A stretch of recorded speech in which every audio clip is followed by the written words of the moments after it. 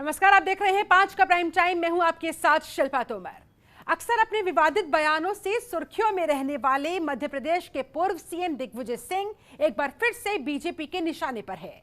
इस बार दिग्विजय सिंह का कश्मीर प्रेम club chat में यूं बाहर आया कि उन्होंने कांग्रेस के सत्ता में आने के बाद आर्टिकल 370 को फिर से बहाल करने पर विचार करने की बात तक कह दी। दावा किया जा रहा है इस चैट में एक पाकिस्तानी पत्रकार भी मौजूद था।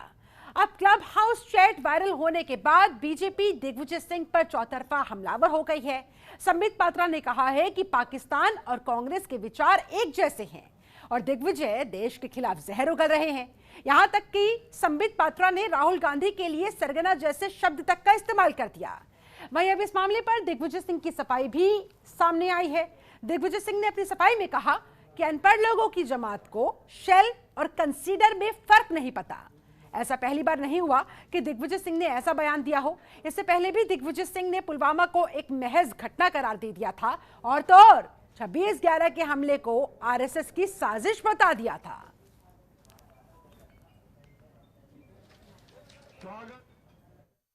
दिग्विजय सिंह जी ओब्लाइज करते हैं और उत्तर देते हैं कि अगर मोदी जी हट जाते हैं सत्ता से तो जो कश्मीर पॉलिसी होगी उसके अंतर्गत कांग्रेस की जो सरकार आएगी वो आर्टिकल 370 को फिर से रिवोक कर देगी, अर्थात आर्टिकल 370 को 370 को जम्मू कश्मीर में पुनः स्थापित करेगी।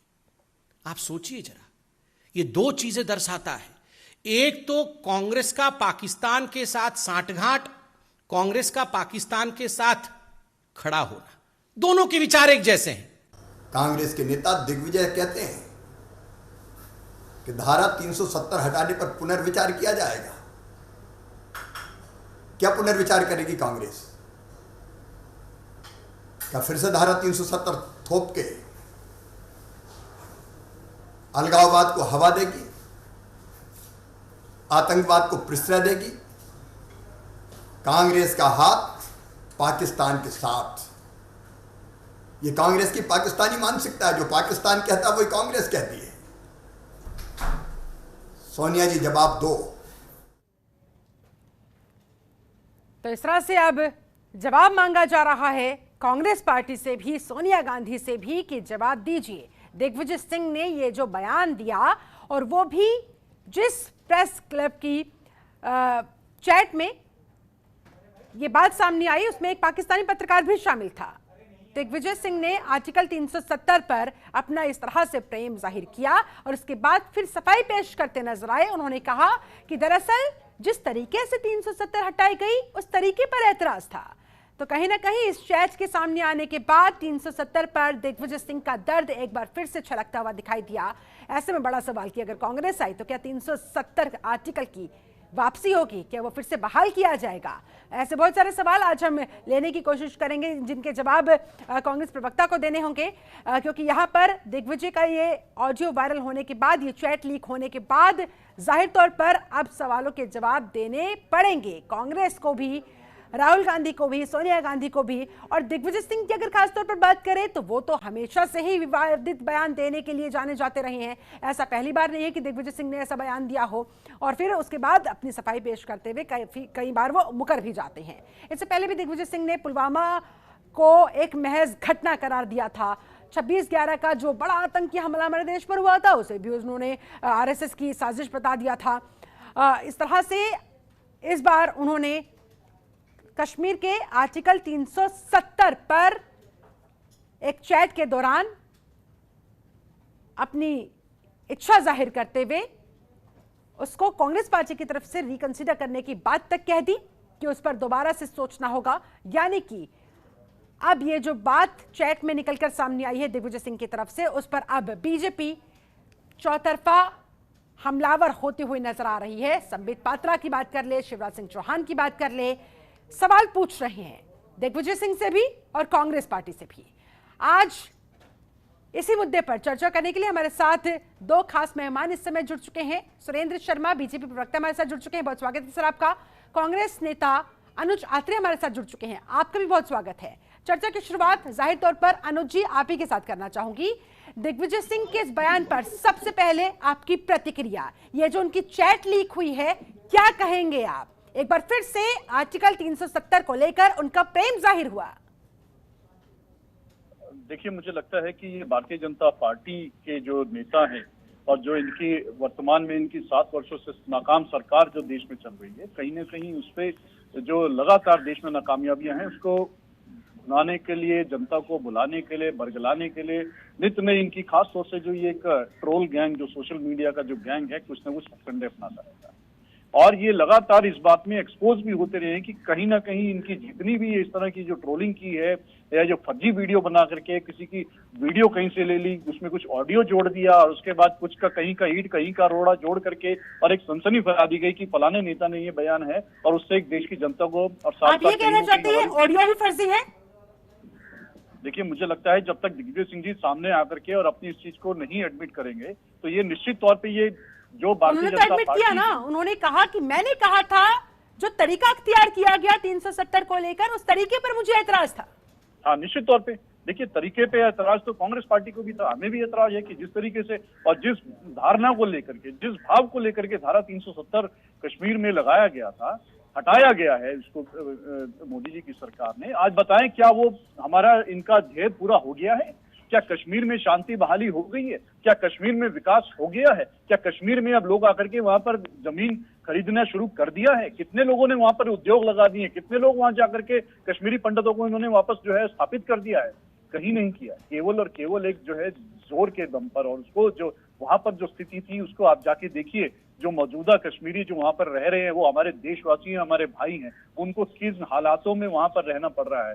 बीते 2 वर्षों से वहां पर राष्ट्रपति शासन, लेकिन सवाल ये भी है ना कि उन्हें भारतीय जनता पार्टी की सरकार का शासन चल रहा है। जो कुछ भी मैटर था हमारे देश का मैटर था ना, कश्मीर का मैटर था ना, आर्टिकल 370 का मैटर था ना।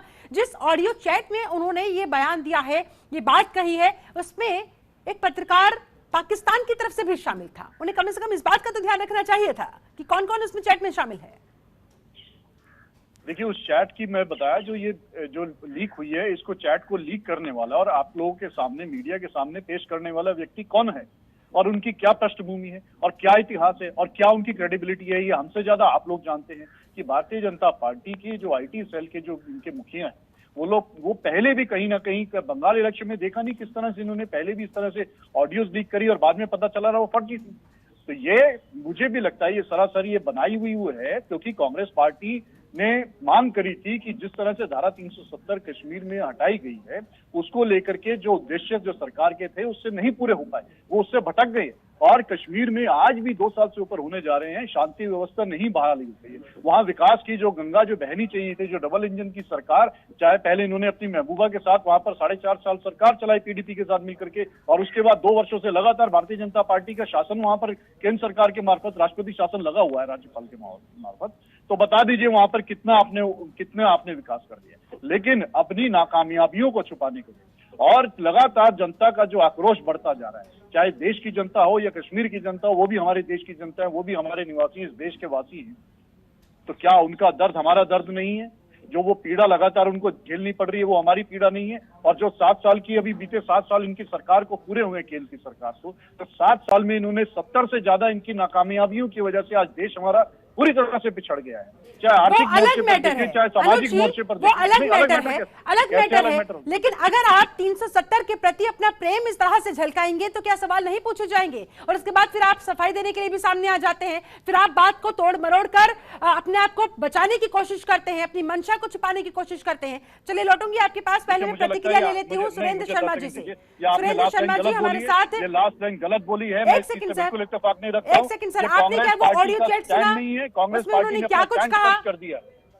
एक सेकंड अनुज यात्री जी पहले मैं आपको वो ऑडियो चैट सुनवा देती हूँ, एक शब्द उसका सुन लीजिए एक बार कि उन्होंने क्या कहा, उसके बाद चर्चा को आगे बढ़ाएंगे। उसके बाद मैं सुरेंद्र शर्मा से लूंगी प्रतिक्रिया। Democracy was not there in Kashmir when they revoked Article 370. Then Insaniyat was not there because they put everyone behind bars. And Kashmiriyat is something which is basically the fundamentals of secularism. Because in a Muslim majority state, there was a Hindu Raja, and both worked together. In fact, the reservation in Kashmir was given to the Kashmiri Pandits in government services.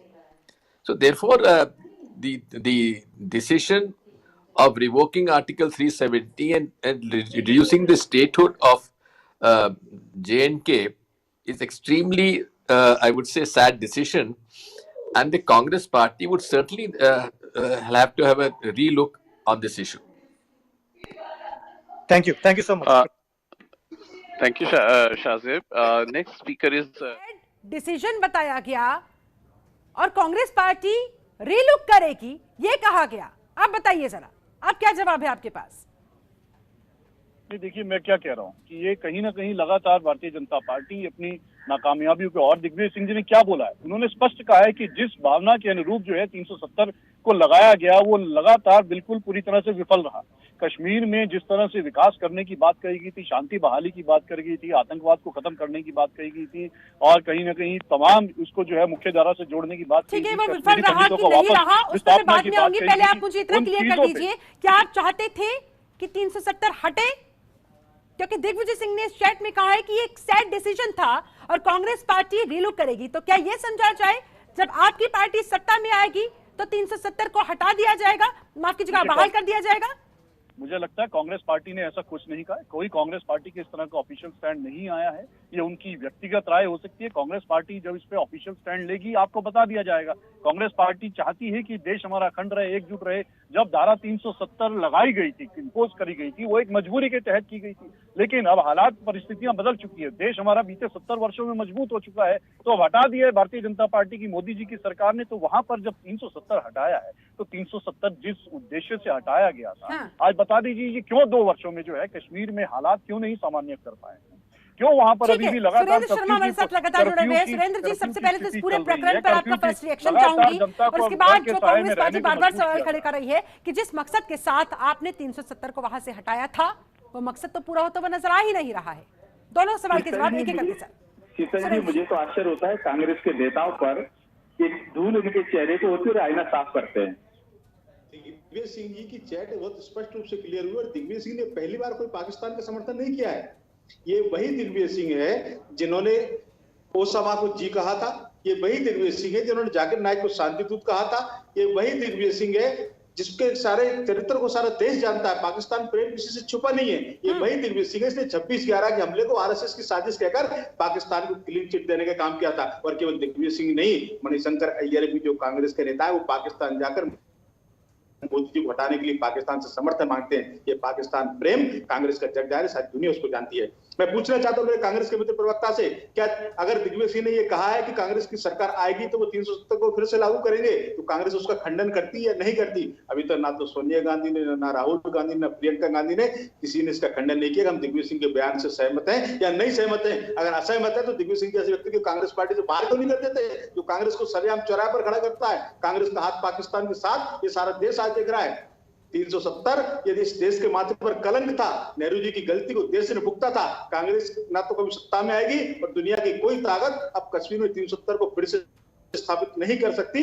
इस देश की जनता ने उस विष को भुगता, उस कांटे को भुगता है। उसके हटने के बाद परिवर्तन क्या आया है? मेरे मित्र जरा कश्मीर में कहिए मत, आप जाकर देखिए, मेरे साथ चलिए, मैं आपको बताता हूँ कश्मीर में क्या परिवर्तन आया है। ठीक है अनुज जात्रे जी, दिग्विजय सिंह ने जाहिर तौर पर ये कोई पहली बार इस तरह का विवादित बयान दिया नहीं है। ऐसे में विवादित बयान दिग्विजय सिंह दे देते हैं और फजीहत आप लोगों की हो जाती है, कांग्रेस पार्टी की हो जाती है कि क्या कहे क्या नहीं कहे। ऐसा कब तक होता रहेगा सर?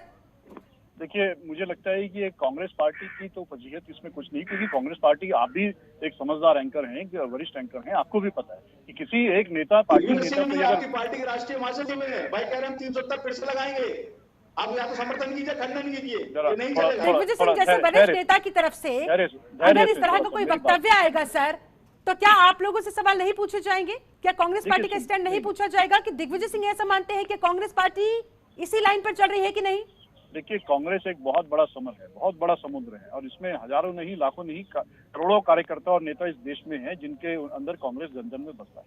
अगर कोई भी कार्यकर्ता, कोई भी नेता कोई अपनी व्यक्तिगत राय कहीं किसी भी मंच पे जाकर व्यक्त करता है, तो हर मुद्दे पर आकर के कांग्रेस पार्टी को स्पष्टीकरण देने की आवश्यकता नहीं है, क्योंकि कांग्रेस, देखिए, मुझे लगता है सुरेंद्र जी, एक सेकंड पहले बात पूरी हो जाए, उसके बाद आपके पास आती हूँ। क्योंकि देखिए, पाकिस्तान से प्रेम तो भारतीय जनता पार्टी का स्पष्ट झलकता है। ये देश की जनता ने देखा है कि जब जब भारतीय जनता पार्टी की सरकार आई है, चाहे अटल जी प्राइम मिनिस्टर रहे हैं या मोदी साहब प्रधानमंत्री रहे हैं, सबसे ज्यादा अधिक पाकिस्तान प्रेम अगर किसी ने दिखाया है तो हम लोगों ने तो कभी पाकिस्तान से प्रेम नहीं दिखाया। वजह से सर्जिकल स्ट्राइक तक कर दी गई पुलवामा अटैक के बाद। देखिए, मेरी बात पूरी होने दीजिए। कल पुलवामा अटैक में कितनी सत्याग्रह थी या कितना उसमें था, आज तक उसकी जांच नहीं हुई है, आज तक उसकी रिपोर्ट नहीं आई है। 2 साल से ऊपर हो गया, 44 हमारे सीआरपीएफ के जवान वहां शहीद हो गए। कौन वहां पर, किसने इतना हाईली सिक्योर्ड एरिया में आरडीएक्स के लेकर के गाड़ी वहां पर कैसे पहुंचा वो आतंकवादी, आज तक उसकी जांच नहीं हो पाई है। क्यों 2 साल से ज्यादा भारतीय जनता पार्टी की सरकार को लग गया उसकी रिपोर्ट लाने में कि किसने किया विस्फोट, आज तक नहीं बताया जा रहा। कौन उसको आरडीएक्स उपलब्ध कराने में वहां पे जिम्मेदार थे, कि ये किसकी कौन सी इंटेलिजेंस वहां फेलियर हुई, कोई आज तक उसकी रिपोर्ट क्यों इतना लंबा खिंच गया? क्योंकि कहीं ना कहीं तार अंदर तक गहरे जुड़े हुए हैं, और वो खुलने से जो है डर है कि लोगों के चेहरे बेनकाब हो जाएंगे, इसलिए वो चीज दबाई जा रही है। लेकिन मैं बार बार पाकिस्तान का प्रेम का इनका उजागर कर रहा था, तो हमें ध्यान है कि जिस तरह से जब पाकिस्तान ने इससे पहले भी हमारे जो है एयरफोर्स के बेस पे अटैक किया था, तो इतिहास में इन 70 सालों में आज तक नहीं हुआ जो हमारे देश की मौजूदा सरकार ने किया था। पाकिस्तान की आईएसआई की एजेंसी को यहाँ बुलाया कि आप आइए और जांच कीजिए, और क्या जांच करके गए? उन्होंने बोला कि आपके देश में जो हमला हुआ है वो आप ही के लोगों ने हमला करवाया। तो ये पाकिस्तान का प्रेम है। तो वहाँ बिरयानी, केक बिरयानी खाने आप जो आरोप पाकिस्तान प्रेम को लेकर बीजेपी पर लगा रहे हैं, जवाब ले लेते हैं सर, उसके बाद चर्चा में आगे बढ़ते हैं। जल्दी से सुरेंद्र जी, क्विक रिएक्शन। नहीं, पाकिस्तान के प्रति हमारा प्रेम तो है कि पाकिस्तान भारत का हिस्सा था। हम जो कश्मीर पाकिस्तान ने कब्जा करके रखा है, हम उस बागरत कश्मीर को भी लेकर रहेंगे। इस देश की संसद ने जो प्रस्ताव पारित किया उसको पूरे करके रहेंगे। लेकिन ये कांग्रेस के नेता रात के अंधेरे में चुपचाप जाते हैं, चाहे मणिशंकर जी हो चाहे दिग्विजय सिंह हो। आपको शर्म नहीं आती? आप देश की सेना के स्वर पर सवाल उठाते हैं। हमारे देश पर हमला हुआ तो सेना ने घर में घुसकर पाकिस्तान को मारा है। ये भारतीय सेना का स्वर था, ये भाजपा का या हमारा नहीं था। लेकिन हम सेना के स्वर पर हम सवाल उठाते हैं। शर्म आनी चाहिए कांग्रेस के नेताओं को। शर्म उन लोगों को आने चाहिए जो अपना दामन मैला होने के बावजूद जो है सेना की आड़ लेते हैं। सेना के ऊपर प्रश्न उठाने वाला इस देश का नागरिक नहीं, देश का सबसे बड़ा गद्दार है। और जो सेना का आर्टिकल 370 जैसा, सेना की आड़ में एक सेकंड, आप सेना की आड़ की बात कर रहे हैं। 370 रहेगा, हाँ, जवाब दीजिए, जनता जवाब मांगती है आपसे। 370 को लेकर दिग्विजय सिंह पुचकाएंगे, कोई और नेता आपका पुचकाएगा। आप लोग दरअसल चाहते क्या है? क्या आप दिग्विजय सिंह पर कार्रवाई की मांग करेंगे अपने राष्ट्रीय अध्यक्ष? दिग्विजय सिंह ने कहा है कि वो 370 लगाएंगे वापस। अनुज यात्री जी, मुझे लगता है इनका थोड़ा शांत करवाएं तो मैं जवाब देता हूं। हाँ बिल्कुल बिल्कुल, बोलिए। निश्चित तौर पे हमारा स्पष्ट स्टैंड है कि पाकिस्तान के साथ जो इनका प्रेम चल रहा है बीते 7 वर्षों से, जो एक छदम प्रेम चल रहा है कि जनता के सामने तो नफरत दिखाते हैं और अंदर में जो ये लव लेटर की बात जो प्रधानमंत्री जी ने 2014 से पहले की थी, सबसे ज्यादा लव लेटर तो आप लोगों ने लिखे हैं। डॉक्टर मनमोहन सिंह की पैदाइश पाकिस्तान में हुई, 10 साल प्रधानमंत्री रहे, एक बार भी पाकिस्तान ना गए, ना पाकिस्तान के प्रधानमंत्री को उन्होंने यहाँ बुलाया। लेकिन आप तो प्रधानमंत्री बनते ही सबसे पहले नवाज शरीफ को यहाँ बुलाया, बिना इनविटेशन के वहां चले गए केक और बिरयानी खाने, और आप कहते हैं कि हमारा नजर आता है अनुज यात्री। लेकिन जिस तरह से सख्ती के साथ पाकिस्तान की तरफ से जो भी आतंकवादी गतिविधियां हिंदुस्तान में अंजाम दी जाती है, उसको लेकर किस तरह से प्रतिक्रिया के रूप में हमारी तरफ से एक्शन लिया जाता है, वो नजर नहीं आता। उस पर आप ही की पार्टी के तमाम बड़े बड़े नेता भी सवाल खड़े कर देते हैं। देखिए, निश्चित तौर पे सवाल तो उठेंगे जब देश के डिफेंस रक्षा राज्य में, क्या वो सेना पर फिर सवाल नहीं होता? आप अगर पूछ लेते हैं कि अगर सर्जिकल स्ट्राइक हुई है तो सबूत दीजिए, सबूत तक मांग लिए जाते हैं आपकी तरफ से, क्या वो सेना पर सवाल नहीं होते हैं? देखिए, सबूत तो उस चीज के मांगे जाएंगे कि जब पुलवामा में हमारे 44 जवान शहीद हुए थे और उनकी जो निर्मम हत्या थी, जो आतंकवादी घटना हुई थी, उसमें कौन कौन लोग शामिल थे, उसकी क्यों नहीं आज तक रिपोर्ट आई है। उसके लिए सवाल मांगे जाएंगे, उसके लिए सवाल पे जवाब मांगे जाएंगे। उसके ऊपर पूरी भारतीय जनता पार्टी ने 2019 का चुनाव लड़ा था और उसी को लोगों की जो है कहीं ना कहीं भावनात्मक रूप से इन लोगों ने जनता को दिखा करके भ्रमित करके जो है चुनाव में वोट लिए थे। लेकिन आज तक क्यों नहीं उसकी रिपोर्ट साझी की गई है?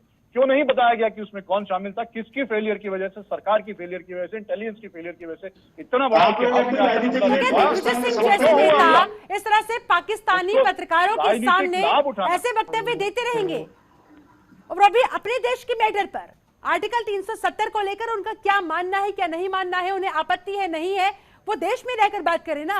इस तरह से अन्य तमाम लोगों के सामने ये मुद्दा उठाने का क्या मतलब है और ये कहने का क्या मतलब कि कांग्रेस इसे रीलुक करेगी और ये सैड डिसीजन था, ये दुखद फैसला था। देखिए, जिस तरह से ये लिया गया था फैसला निश्चित तौर पे दुखद था, सैड था, क्योंकि बिल्कुल बिना तैयारी के जिस तरह से नोटबंदी की मार जनता के ऊपर, देश की जनता के ऊपर करी गई, जिस तरह से अघोषित अधूरी तैयारियों के साथ आज तक जो है 2017 से लेकर के आज तक 2021 तक जीएसटी की कोई अभी तक पाकिस्तान में सारी बात नहीं कर देते। सुन लीजिए, बीच में ना बोलिए, इतने उतावले मत होइए, सुन लीजिए। जब आप लोग छूटे हैं तो आपका यही काम है, या तो आप जनता के सामने झूठी, या तो जनता के सामने झूठी अफवाहें फैलाते हैं, या इस तरह से शोर। ठीक है, जवाब लेते हैं। एक सेकंड सर, एक सेकंड। सुरेंद्र जी बोलिए। देखिए, इनकी पार्टी एक्सपोज हुई है। दिग्विजय सिंह जी को मालूम था कि पाकिस्तानी पत्रकार वहां है, और मेरा आरोप है कि जानबूझ के ऐसा सवाल दिग्विजय सिंह से पूछवाया गया, उसका जवाब इस प्रकार से दे ताकि पाकिस्तान खुश हो सके। फिर पाकिस्तान को खुश करने के लिए चाहे देश का नुकसान हो जाए, ये पूरी कांग्रेस पार्टी सुनी हुई है। और ये व्यक्तिगत बात का एक पल्ला डाल लेते हैं। और अभी भी मेरे मित्र गोलमेल जवाब दे रहे हैं, मैं इनसे आपके चैनल के बाद में पूछना चाहता हूँ, आप स्पष्ट जवाब दीजिए, कांग्रेस पार्टी सत्ता में आई तो आप 370 को फिर से लागू करेंगे या नहीं करेंगे? जवाब दीजिए। अनुज यात्री, तरीका गलत था, आपसे नहीं पूछा गया, आप तो बताइए। आप तरीके को छोड़िए, आप बहाली के साथ है या बर्खास्तगी के साथ है? देखिए, निश्चित तौर पे सब पूरा देश चाहता है, हम भी चाहते हैं, मैं भी चाहता हूं कि कांग्रेस पार्टी भी चाहिए, अंदर अंतरात्मा जो देश की जनता की भावना है, सब यही चाहते हैं कि कश्मीर में शांति, अमन, चैन बनी रहे किसी भी तरह। 370 हटा दिया, ठीक है, अच्छा कदम लिया आपने, हम कहते हैं ठीक कदम लिया, लेकिन उस कदम को जिस तरीके से लिया गया और जिस भावना के तहत लिया गया, उसमें तो आप लगातार फेल हुए। क्यों नहीं? यही तो सवाल उठता है ना अनुज जी, आप कहते हैं अच्छा कदम लिया गया, दिग्विजय सिंह कह देते हैं दुखद फैसला लिया गया, आखिरकार एक स्टैंड दिखाई नहीं देता। इसी वजह से दिग्विजय सिंह के पाकिस्तान प्रेम को लेकर बार बार सवाल खड़े होते हैं और फजीहत आप लोगों की हो जाती है, पूरी कांग्रेस पार्टी की हो जाती है। प्रेम भारतीय जनता पार्टी के लोगों का और इनकी सरकार का, इनका नेताओं का है। जब जब बीजेपी सत्ता में आती है, पाकिस्तान प्रेम इनका साफ झलकता है, चाहे अटल जी रहे हो, चाहे उन्होंने परवेज मुशर्रफ को किस तरह से बुलाया, उस तरह से खुद वहां पर गए, पाकिस्तान गए, कहीं इन्होंने कहीं वहां पर जाकर के यात्राएं करी है, क्या क्या नहीं हुआ। और जब उस समय भी कारगिल युद्ध पाकिस्तान से, आप मुझे अच्छा आखिरी सवाल मेरा आपसे, वाजपेयी जी की यात्रा, वाजपेयी जी की यात्रा के बाद, दिग्विजय सिंह के विवादित बयानों पर क्या आप लोग लगाम लगा पाएंगे? मुझे प्रश्न आपका सुनाई नहीं दिया। दिग्विजय सिंह के इस तरह के विवादित बयानों पर क्या आप लोग लगाम लगा पाएंगे? देखिए, मुझे लगता है वो अपना खुद स्पष्ट करेंगे कि उन्होंने क्या बोला और किस आधार पर बोला है।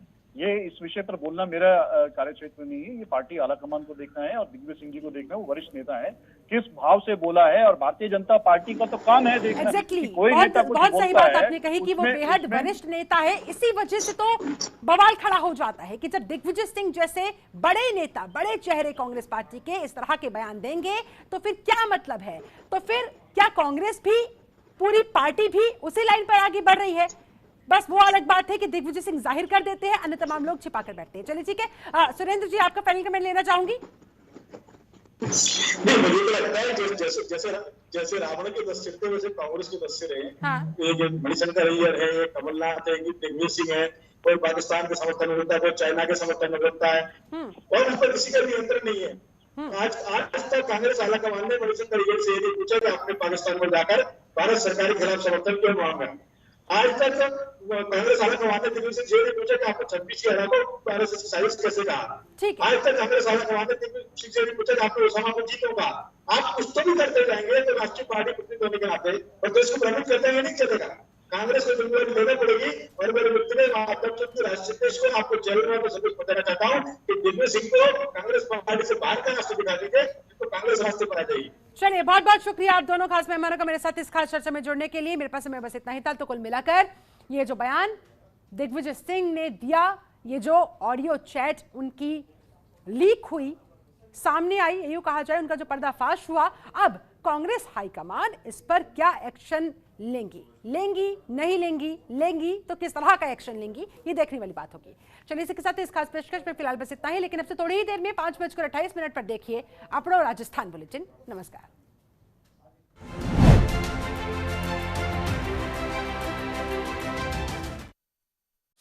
खबरों के निष्पक्ष विश्लेषण के लिए सब्सक्राइब करें Jantantra TV and press the bell icon. Never miss any update.